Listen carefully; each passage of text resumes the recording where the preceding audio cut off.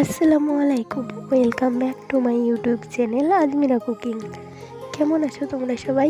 আশা করি অনেক ভালো আছো। তো আজকে আমি তোমাদের সঙ্গে কী রেসিপি শেয়ার করব সেটা তোমরা আমার টাইটেল আর থাম্বনেল দেখে আশা করি বুঝে গেছো। তো আজকে আমি করব পেঁয়াজ দিয়ে ডিম ভাজা রেসিপি। তো চলো বন্ধুরা, রেসিপিটি শুরু করা যাক।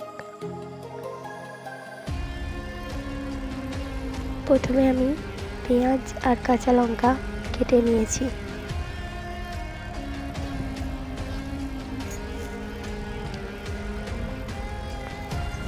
এখন হলুদ গুঁড়ো দিয়ে দেব, লঙ্কা গুঁড়ো দিয়ে দেব,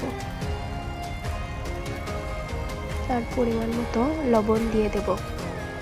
সব কিছু দেওয়া হয়ে গেছে, এখন হাতের সাহায্যে ভালোভাবে মাখিয়ে নিতে হবে। তো ভালোভাবে মাখানো হয়ে গেছে সব কিছু।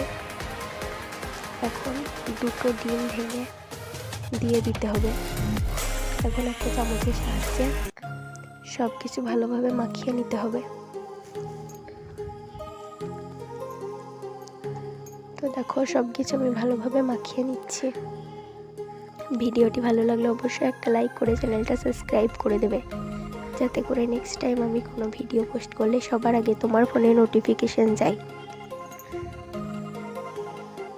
তো দেখো, ডিমের মিশ্রণটি ভালোভাবে মেশানো হয়ে গেছে। এখন গ্যাসের মধ্যে একটা প্যান বসিয়ে পরিমাণ মতো তেল দিয়ে দিলাম। অপেক্ষা করব তেলটা গরম হওয়ার জন্য।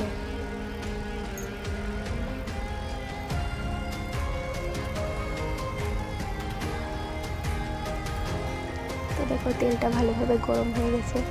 এখন ডিমের মিশ্রণটি তেলের মধ্যে দিয়ে খুন্তির সাহায্যে গোল শেপ দিয়ে নেব।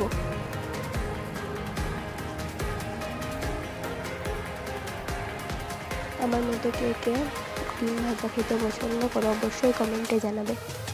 তো এখন ডিমটা উল্টে পাল্টে ভেজে নিতে হবে।